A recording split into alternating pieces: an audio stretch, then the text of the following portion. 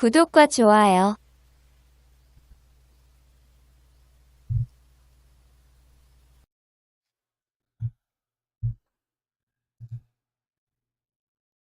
주식 투자는 전문가가 되기 위해서 하는 것이 아니다. 즐거운 파생꾼 연구소와 함께하세요. 구독과 좋아요.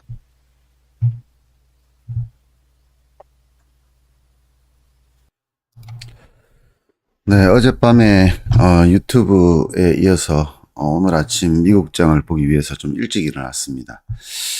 아침에 눈을 뜨니까 6시 49분 정도 되었고요. 그래서 7시에 미장이 개장 어떻게 되는가를 보고 혹시나 한 도백만 원 정도 먹을 자리가 있는가 싶어서 들어갔는데 혹시나는 역시나네, 그죠? 예상대로 되는 게 단 하나도 없는데 어제의 두 번째 시나리오, 쉽게 말하면 전날 폭등의 평균 단가, 메이저들의 평균 단가 정도에서 두 번째 시나리오에서 지금 개장이 되는 상태고요. 좀 스펙트클하게 지금 급락급등을 할 거라고 이제 생각도 안 했지만, 이제 일단 1570 정도에 출발했습니다. 15,070 정도에 출발해서 지금 현재 소폭 하락을 했다가 다시 또 왔다 갔다 가두리를 치고 있는 상태. 보통 미국장의 변곡 시간은 오전장에는 11시가 있습니다. 예, 오전장에는 11시쯤에서 상승이나 하락이 변곡이 생기고요. 오후에는 한 5시 정도가 있고요. 그리고 8시, 10시, 10시 반, 11시 반 이렇게 미국장 개장 전후로 또 변곡이 있는데, 현재는 전날 폭등시켰던 세력들이 약간의 주가 하락을 하고 지네들 본전단까지, 그죠? 이거 올렸던 걸 먹지도 못했어요. 본전단가에서 현재 지수 방어를 하고 있습니다. 지수 방어를 하고 있는 상태이고요. 우리나라로 치면은 스몰지수가 한 1.5포인트 정도 떨어진 걸로 보면 되겠다, 그죠? 야간장이 지금 현재 3포인트 정도 올랐으니까 대략 한 2포인트 정도 오른 상태. 그렇게 되면은 이 옵션의 흐름을 대충 가정을 해본다면요. 내일 월요일 위클리 옵션 같은 경우에는 풋은 일단 더블 확정 같습니다. 급락했던 풋은 저점 대비해서 더블 정도가 날 것 같고, 콜은 한 50% 정도, 최대 50% 정도 하락이 가능성이 있습니다. 그러니까 현재 200% 정도 올라 있는 322.5는 이제 결제 가능성이 좀 아리까리해져 버린 거죠. 자, 이게 지금 여기서 1.5포인트에서 2포인트 떨어지면은 322 정도가 되겠지, 그죠? 322. 근데 지금 현재 코스피 200과 지금 선물 지수의 차이는 1.5포인트입니다. 그러면 선물이 322가 되면은, 실제로 코스피는 320.5 정도 되겠지, 그죠? 320.5. 320.5에서 321 사이가 될 겁니다. 그러면 322는 야간장에서는 결제 가능성이 높기 때문에 급등을 했는 상태지만, 월요일 개장하고 났을 때는 현재 시점을 봤을 때, 현재 시점만을 놓고 봤을 때는 결제 가능성이 또 외가로 변해버리겠죠. 그러면 이 내가 프리미엄이 빠져버리고, 그죠? 외가 프리미엄이 늘어나니까 1.43인 자리가 0.5 정도로 출발할 가능성이 높아 보인다. 물론 지금 현재의 미국 상태를 봤을 때 얘기하는 겁니다. 지금 현재의 미국 상태를 봤을 때. 325 같은 경우는 거의 10원 정도 대에서 출발할 가능성이 높고, 327은 거의 깡통, 시초가부터 깡통을 차겠지, 그죠? 그렇게 되면 320풋, 이게 0.33인데 얘가 좀 살아날 가능성이 있죠. 0.5 정도까지. 그래서 더블까지는 아니겠지만 한 60, 70% 정도는 더 올라갈 가능성이 있다. 그래서 이게 0.5 정도에 출발할 가능성이 높고, 317은 여전히 깡통이겠지, 그죠? 그리고 322는 조금 시세를 줘서 150원에서 200원 사이. 그러니까 저점 대비해서는 더블 가까이 날 수 있는 상태가 됐지, 그죠? 자, 이렇게 원하지 않든 원하든 간에 이렇게 변화가 생기게 된다는 거죠. 문제는 뭐냐 그러면 미국장과 똑같습니다. 미국장도 지금 보시면요, 급등 마감을 했는 상태에서 지네들 평균 단가 조금 위에서 지금 움직이고 있죠. 평균 단가 조금 위에서 움직이고 있습니다. 이 전날 하락장에서 폭등을 시킨 사람들의 평균 단가에서 약간 위에서 출발하고 지금 머물고 있는데 지수적으로 봤을 때는 약 100포인트 정도 하락입니다. 100포인트 정도 하락이고 지금 다우 같은 경우에는 200포인트 정도 하락. 뭐 200포인트 캐도 큰 흐름은 아니고요. 왜냐 그러면 전날 올랐던 게 800포인트 가까이 육박하니까 뭐 200포인트 내렸다고 해서 뭐 크게 달라질 건 아닙니다만 일단 이 야간장에서 이제 콜이 크게 환호를 질렀던 거에 비해서는 다음날 우리 주간장이 야간장에 비해서는 많이 떨어질 것이다. 근데 문제는 그렇게 되면 얘네들이요, 이 선물만 가지고 이렇게 올렸다면 1, 2포인트 빠지는 것쯤이야. 뭐 몇십억 정도, 뭐 많으면은 몇억 정도에서 몇십억 정도만 손해보면 됩니다. 그 문제는 이 콜을, 매도를 쳤다든지 매수를 했다든지 뭐 이런 상황이 생겼을 때는 어떻게 될 거냐가 좀 관건이겠다. 그죠? 그랬을 경우에 흐름을 보면 거래량이 보면 2만 개 정도 된다. 그죠? 2만 개. 그래서 이 월요일 위클리 옵션의 특징이라면 목요일 위클리 옵션은 이렇게 만기 전날 되면 거래량이 한 5만 개에서 뭐 심할 경우 10만 개까지 올라가는데 월요일 위클리 옵션은 이 옵션의 거래량이 많지가 않아요. 항상 보면 이 야간장 기준으로 거래가 많지가 않다는 거죠. 그 말은 다시 말하면 시스템이 구축이 아직 안 되었기 때문에 이 메이저들이 크게 베팅을 못 하고 있다는 얘기죠. 그래서 화요일 날 우리 장의 어떤 위클리 옵션 월요일 만기가 바로 화요일 날 개장이 되는데 옵션 시장에서는 뭐 약간의 어떤 방금 전에 말씀드렸던 변화를 보이긴 하겠지만 획기적으로 10배짜리 뭐 이렇게 푸시 10배가 올라간다든지 뭐 현재 시점에서는 그럴 가능성이 별로 없어 보여요. 지금 현재 자리를 보면. 근데 문제는 뭐냐 그러면 요 자리가 고점이고 요 자리가 저점입니다. 그럼 이제 이 폭락을 시킨 이후에 이제 여기서부터 그 반등을 시켜서 저점 대비해서 500포인트 가까이 올렸습니다. 그럼 얘네들이 평균 단가가 대충 15,000 정도로 보인다고 얘기했지, 그죠? 이 평균 단가를 떨어져서 마감을 하게 되면 이 평균 단가를 만약에 이 시간이 흘러서 오늘 미국장부터 시작해서 이제 더 흘러내려서 뭐 절반 이하까지 내려온다고 하면 우리나라 선물 시장도 지금 현재 흐름이 되게 안 좋은 상황이기 때문에 큰 영향을 미칠 거란 얘기죠. 더 큰 영향을 미치겠죠. 여기서 마무리하거나 이렇게 올려서 마무리하는 것하고 지금 이까지 밀리는 것하고는 큰 차이가 있어요. 여기서 더 밀리는 것도 큰 차이고, 그죠?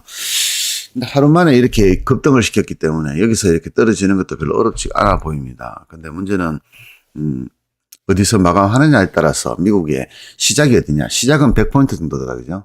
두 번째 시나리오. 그래서 오늘은 미국장도 급등락을 할 겁니다. 계속해서. 급등, 급락 이렇게 움직이면서 물량을 틀거나 이제, 포지션 청산을 하겠지, 그죠? 메이저들이. 이렇게 청산을 하게 될 거고, 이제 그렇게 됐을 때 이 미국의 또 마감 모습을 보면 우리나라도 다음날 얼마 정도에서 출발할지가 감이 잡힌다. 그러면 사실 얼마에서 출발하느냐. 우리 야간장에서 콜을 잡거나 풋을 잡아서 오버하지 않는 이상은 무포인 상태에서는 사실 미국이 어떻게 마감을 하고 우리나라 장이 어떻게 출발을 하느냐 하는 건 중요하지가 않아요. 왜? 뭐 이미 만약에 올리려고 마음 먹었을 때는 이미 올라가 있는 상태이고, 그죠? 내리려고 마음 먹었을 때는 이미 내려간 상태이기 때문에 이미 엄청나게 시세를 주고 난 상태이기 때문에 우리가 무포인 상태에서 먹을 게 없어요. 그러면 그 뒤에 어떻게 대응해야 될까? 그게 중요한 거겠죠. 예를 들어서 야간장에서 3.6포인트 정도 올라서 마감을 했는데 다음날 2포인트 정도 올라서 출발을 한다. 그럼 내가 어떻게 대응을 해야 될까? 콜을 잡을까요? 풋을 잡을까요? 또는 야간장에서 3.6포인트가 올랐는데 보합에서 출발한다. 쉽게 말하면 전날 종가인 320.5에서 출발한다. 그럼 어떻게 내가 대응을 해야 될까? 그리고 어떤 종목을 잡아야 될까? 이런 게 문제가 되는 거지, 그죠? 그러니까 현실적인 실전에서의 문제가 되는 것 뿐이지, 그냥, 내려간다, 올라간다 하는 것은, 보유자들한테는, 큰 문제겠지만, 미보유자들에게는 별로 아무런 가치가 없는 논쟁이라는 거죠. 근데 문제는 뭐냐, 그러면, 더 큰 문제는 뭐냐, 그러면, 지금 양압입니다. 지금 양압을 보시면요. 대략 한 2.4 정도가 치이지, 그죠? 야간장 기준으로 봤을 때 약 2.4 정도가 보입니다. 지금 베이시스가 1.5 정도라고 했잖아요, 그죠? 베이시스가 1.5기 때문에 이 선물 지수에서 1.5 빠진 상태가 바로 코스피 200 지수라는 거죠. 그러니까 이제 지금 좀 아는 척 한다고 베이시스 하고 이런 얘기 하니까 제 유튜브를 처음 보시는 분들은 뭔 소리 하는 거지? 베이시스가 뭐야? 뭐 이렇게 생각을 하실 수 있습니다. 기초도 모르는 상태에서 뭔가를 하겠다는 것 자체가 이제 제가 설명을 못하는 것이 아니고요. 그것도 모르면서 그것도 하려고 하는 것 자체가 좀 이해가 안 되는 거지, 그죠? 그래서 모르는 것은 만약에 이렇게 얘기를 하는데 모르는 것은 내가 바보라서 모르는 거니까 그냥 모르는 채로 가만히 내버려 두세요. 그걸 알려고 베이시스를 검색해 보면 아무것도 아닌 베이시스라는 단어 하나에 뭐 3시간, 4시간을 공부를 해야 되거든요. 근데 그거 아무것도 아니에요. 그냥 한 단어로 그냥 쉽게 말하면 코스피 200에다가 선물 지수를 뺀 가격을 얘기하는 거예요. 그게 높으면, 그러니까 코스피 200이 높으면은 콘텐고고요. 코스피 200이 낮으면은, 반대로 얘기했네. 그죠? 코스피 200이 높으면요, 빼고라고 하고요. 코스피 200이 낮으면은 콘텐고로 합니다. 다시 말하면, 선물이 높으면 콘텐고, 선물이 낮으면 빼고라고 하지. 뭐, 빼고, 콘텐고, 베이시스, 뭔 소리야? 뭐, 이렇게 생각하실 수 있는데, 모르는 것은요, 알려고 하지 말고, 내가 바보라서 그러니까, 모르는 채로 그대로 내버려 두세요. 왜냐 그러면 그것을 알기 위해서 여러분들이 쓸데없는 시간을 많이 들이는 것은 매매에는 아무런 도움이 되지 않기 때문이죠. 그죠? 자연스럽게 이야기를 듣다 보면 제가 이 이야기의 핵심적인 내용, 베이시스, 콘텐고 빼고 1대의 콜 상태, 풋 상태 이런 내용들을 20년 가까이 계속 이 유튜브든 우리 연구소에서도 찌끄리고 있기 때문에 자연스럽게 체득하는 게 좋아요. 뭐든지 간에 자연스럽게 체득을 해야 되지 인위적으로 여러분들이 체득을 하려면 얘기했다시피 1분이면은 그런 거구나 하고 넘어갈 수 있는 문제를 3시간, 4시간, 심하게는 일주일 동안 공부를 하게 되는 거죠. 그 와중에 쓸데없는 정보들을 알게 되고 필요도 없는 내용들을 알게 되고 아무 필요도 없는 내용들을 시간을 들이게 되는 겁니다.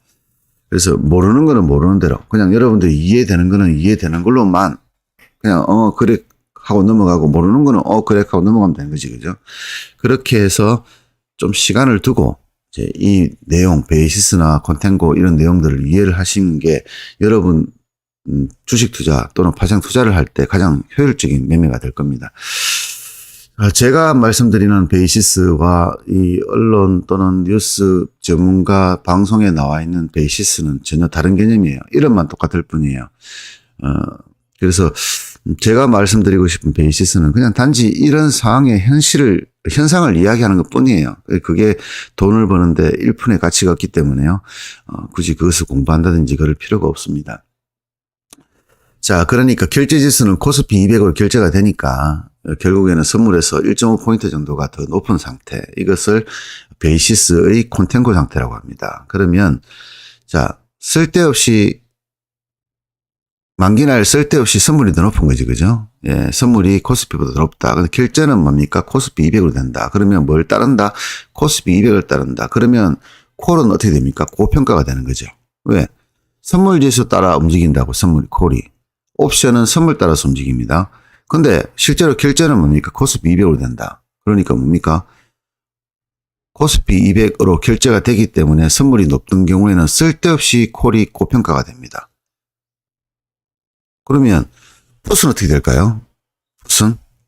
자, 코스피 200으로 결제가 되니까 비록 움직임은 선물 따라서 움직이겠지만 코스피 200으로 따라 움직이기 때문에 풋도 선물에 비해서 좀 높게 형성이 되겠죠.